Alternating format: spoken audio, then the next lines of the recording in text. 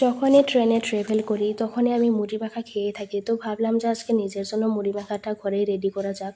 তো প্রথমে আমি এক বাটিতে মুড়ি নিয়ে নিলাম, তারপর দিয়ে দিলাম এখানে পেঁয়াজ কুচি, লঙ্কা কুচি, ধনেপাতা কুচি, আর এখানে লেবু কুচিও দিয়ে দিয়েছি, আর আদা কুচিও দিয়ে দিলাম।